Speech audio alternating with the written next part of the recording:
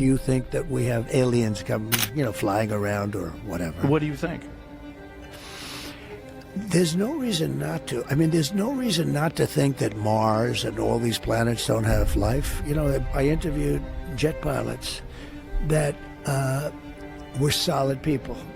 Perfect. I mean, great pilots, great everything. And they said, we saw things, sir, that were very strange. Like a round ball, but it wasn't a comet or a meteor. And it was going 4 times faster than an F-22, which is a very fast plane, And it was round, which is, in theory, a great shape. Area 51 or whatever it is, I think it's the #1 tourist attraction in the whole country or something. Area 51 in Las Vegas. Do you know that, right? Sure, I know what it is. This is the speculation about Mars, that Mars had an atmosphere at one point in time, a long time ago, that could support life. It also had large bodies of water, but we've had no evidence of even bacterial life that exists on Mars. Hey, Shalom. First and foremost, I want to give all praise, glory, and honor to Yahweh, Bahashem, Yahweh Shai, Bahashem, Racha HaKodash. Double honors to the elder apostles as well as the elder bishops who labored to teach us this truth. Salutations to the hopeful elect out there pushing this word in truth, sincerity, and indeed. I'm your brother Patazah from the Great Millstone Chicago branch, coming at you with another real quick, Lord willing, edifying lesson. And what you see, what you hear, this is from a recent podcast, from the Joe Rogan podcast.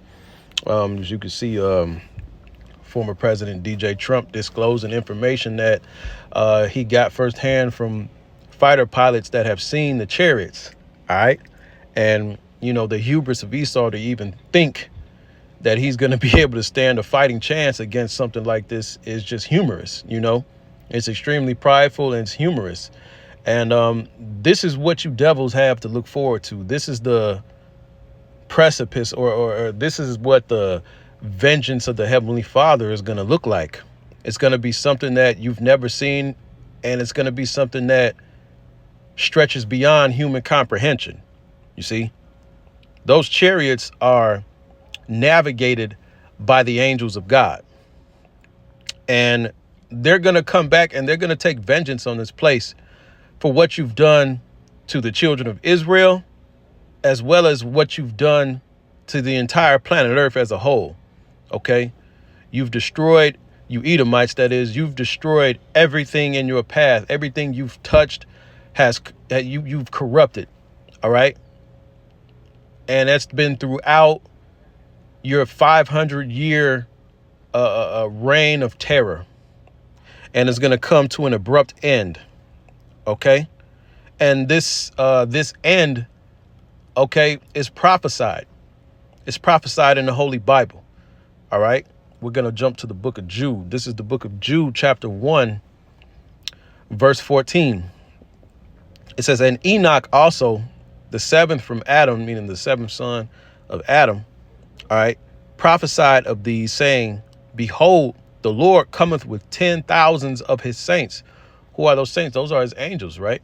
It says to execute judgment upon all, and to convince all that are ungodly among them of all their ungodly deeds which they have ungodly committed, and of all their hard speeches which ungodly sinners have spoken against him.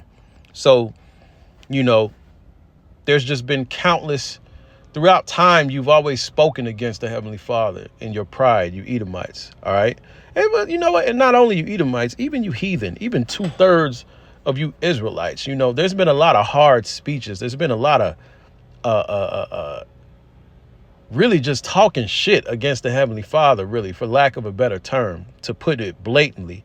All right. And everybody's mouths is going to be stopped when they see when they see that heavenly armada breach the planet Earth.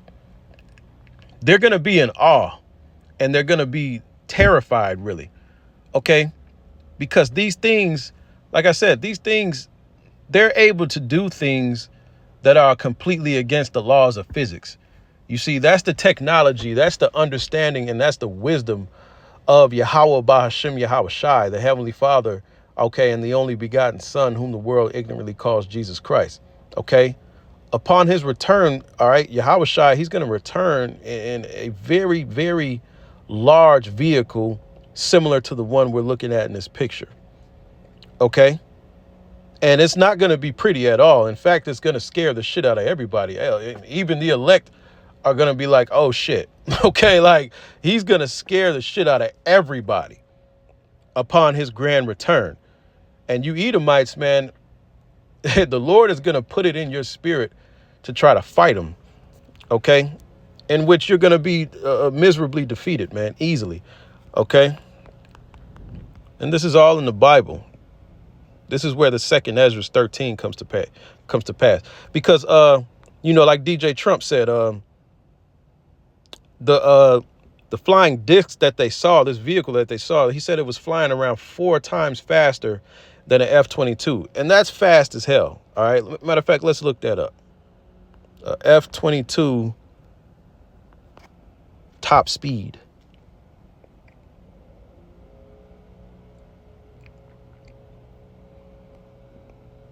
Okay, so 1,500 miles per hour, right? So an F-22 at that top speed, that's 1,500 miles per hour. So to times that by 4, that's around 6,000.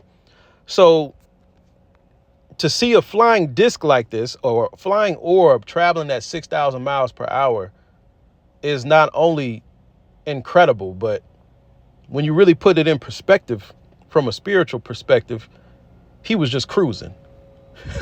All right. He was just taking a Sunday stroll, man, at 6,000 miles per hour. These things can travel at the speed of light, man. All right. These things at 6,000 miles per hour. Hey, he was just taking a cruise, man.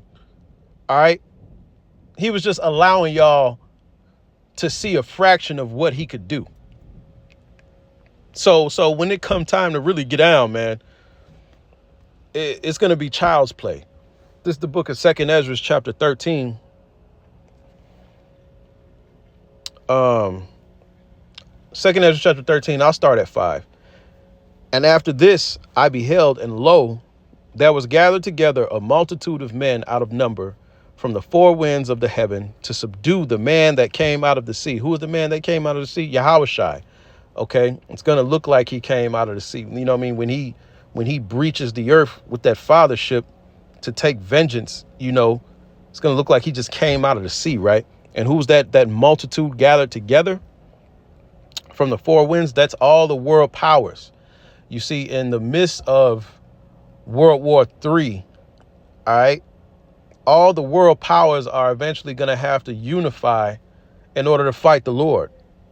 Okay? They make movies about this, Independence Day, War of the Worlds,